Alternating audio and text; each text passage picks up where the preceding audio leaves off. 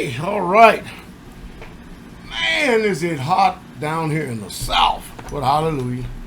No other place I'd rather be but right here. But I can tell you what, it's burning up.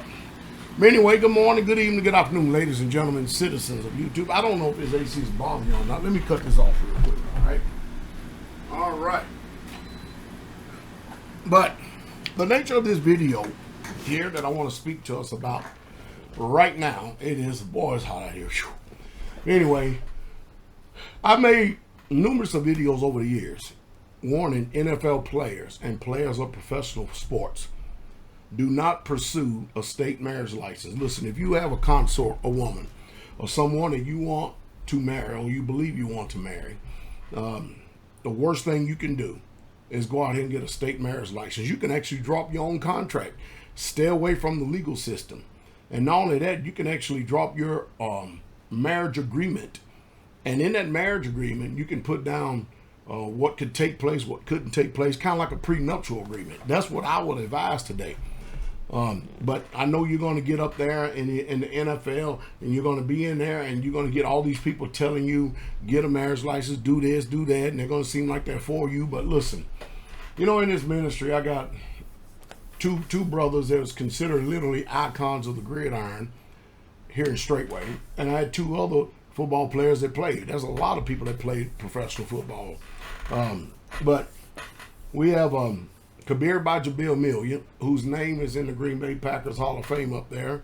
And then we got brother Robert Mathis that played for the Indianapolis Colts, and we was at his official name inductee into the Indianapolis Colts Ring of Honor. So Kabir is in the Green Bay Packers Ring of Honor, and Rob Mathis is in the Indianapolis Colts Ring of Honor. And then we also have Daniel Muir, and we have TJ Clemens. Now, I've sat and watched all of these but one.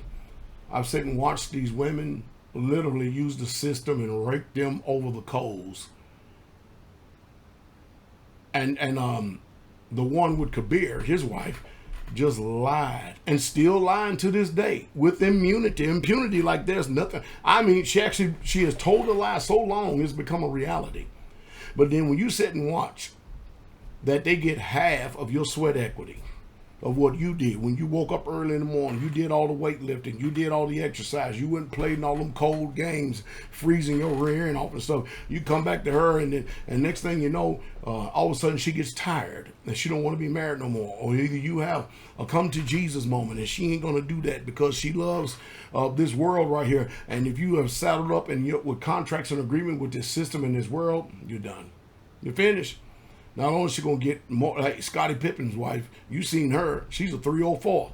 And man, she's been out here slinging that behind everywhere, and now even messing around with Michael Jordan's son. She knew him as a baby. And she's slinging it all over the place, and she gets half of the earnings that Scottie Pippen made in the NBA. You got to opt out. I'm going to give you some facts right here.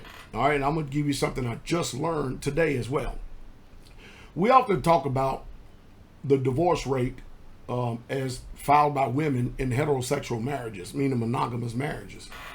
And we know for sure that 70% of divorces are filed by women, and 10% of the divorces are filed by men, and 90% of the divorces that are filed by women if they have a degree or education or career.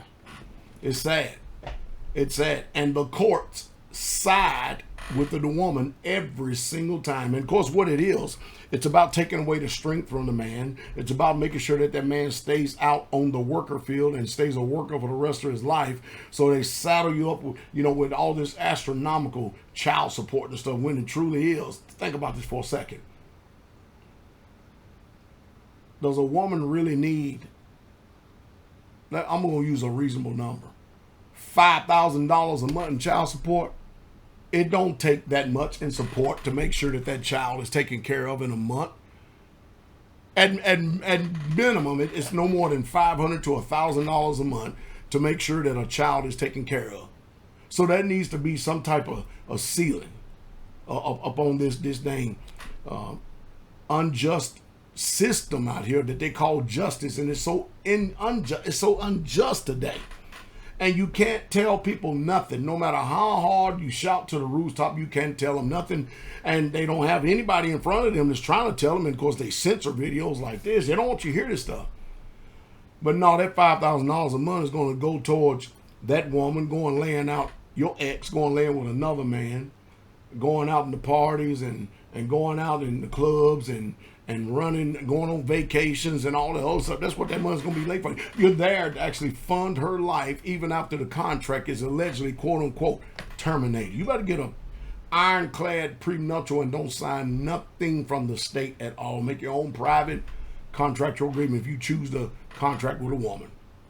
Now, I also learned this, because they always like saying that men is the problem, men is the trouble, men is the issue. Well, has some studies that come out from over in the other Western country, the other English country. Great Britain, Europe is America number one. America is America number two. Same laws.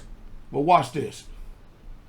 Listen to these staggering statistics right here. Homosexual men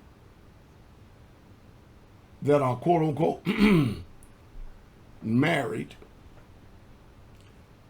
they have a 15% divorce rate. 15%. Out of all of the homosexual men that get married, 15% of them get divorced.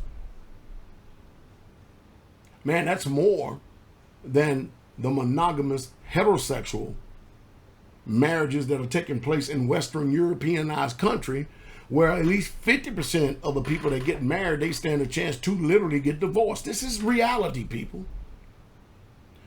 But then lesbian women who get divorced,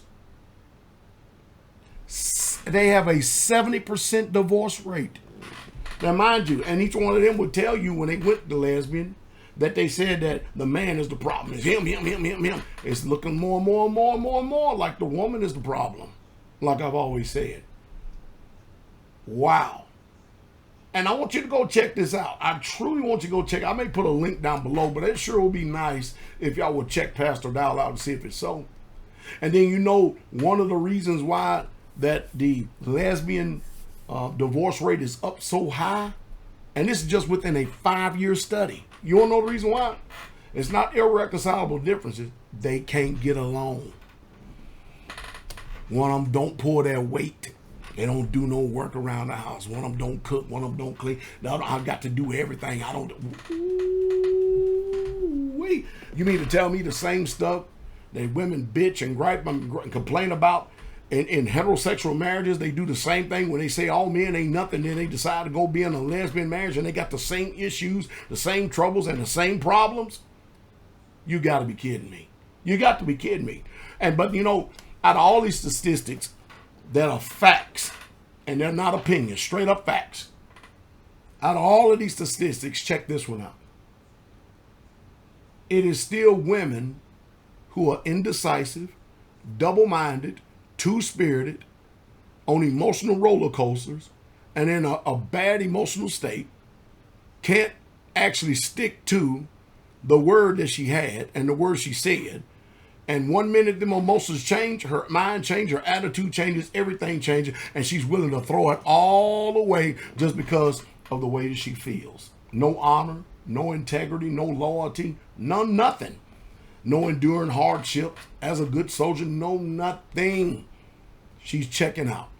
And if you're a man that has money and has means, she is already planning in her head and surmising, how can I get this money right here?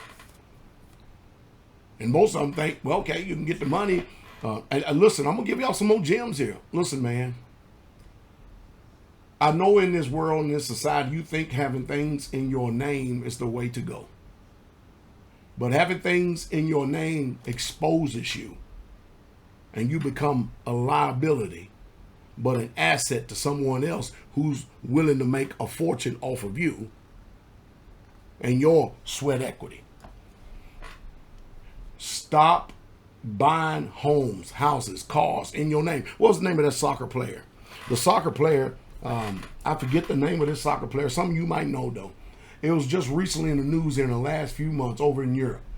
He had this woman that he had been dating for a while, and they end up getting married. But you know the one thing that this man has always done when he received his paychecks?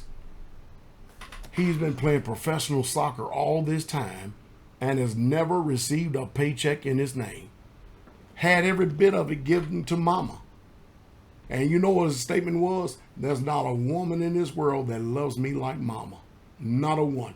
Mama got every single paycheck, and when she went to divorce him, because she thought that the lavish lifestyle and all the stuff that was coming along with it, all was still coming from him, and mama was just funneling the son money, even though the son made the money. And when they went to the court systems, they looked into legal documents and all this other stuff, found out that even though he played professional sports, he didn't make nothing. And she thought she was getting ready to hit jackpot, and she got zero. He hit nothing because he didn't own anything. Mama did. And you don't know, boy, you should have seen the smile on his face when he said, ain't no mama, ain't no woman in the world like my mama. No woman in the world loves me like my mama. Now, am I saying that's always like this, systemic across the board for every woman? No, I'm not. There are truly a very few women. It's getting less and less because, mind you, in the 50s and 60s, we didn't have all this trouble for divorce. Mom was stay-at-home moms. Most of them would homeschool. She would cook and clean and get everything ready for her man to get home, and only had one income for a paycheck. And it didn't make no difference if Papa was a Rolling Stone or not, but they knew how to stay married 50 and 60 years. And you're going to tell me, this is how the women respond. They were a bunch of slaves. They were a hell of a lot happier than what you are today. I just saw the other day a woman, 53 years old, beautiful woman, but her value is plummeted. Beauty doesn't bring you value. A woman being able to have children is what brings value. And she has done rode the carousel for all these years, winning, top levels of corporate and stuff. Beautiful woman after the flesh. I'm telling you, got it so-called all. She got a dog. And she's crying literally out here on YouTube because no man will marry her. And she's missed her window for having children. So you know what's going to happen? She's going to get in her 70s and 80s when it's getting close to the time of the end of life, whenever the Most High decides to take her. And she's going to end up in a nursing home or in a home by herself, and she ain't going to have nobody to come and visit her. No children, no grandchildren, no great-grandchildren. Nobody wants to come see mama because she ain't no mama. Wow! This is a reality of today, which I try my best to help people to avoid. Listen, men think long term if they're men. While they're here working their fingers to the bone, they're functioning in the here and now, and they're thinking long term of what the future is going to be like. 20, 30, 40 years down the road. Women think about here and now. And they make irrational decisions and choices based on negative feelings and emotions that all the time trying to gain sway and have them to make these irrational choices and decisions, which later on in life they're going to regret. But right now they're enjoying some of it, but it's going to be bad. Can y'all tell I've been speaking on this a long time and I'm seriously concerned? I am seriously concerned about the condition of this country, the spiritual bankruptcy and the moral decay that we are experiencing on a daily basis. And I mean, every time you turn around here on YouTube, there's some women out here standing on top of cars in the city and twerking each other and tearing up and vandalizing property and all this stuff. And this is supposed to be the future? Man, I'm glad I'm so far away from civilization. While I'm in the world, I'm not of the world. Can't say it any better. I'm glad, I'm so happy of the women who used to be in the world, who have repented of their sins, iniquities, and transgressions, and they're doing everything by the power of the Holy Spirit to be obedient women and to love their husbands. And I'm watching these women so literally have a genuine happiness. See, most people in this world, these women done bit of the fruit of lies. And you wouldn't believe how many women now are sitting there in their 50s, lonely. 60s, lonely. 70s lonely.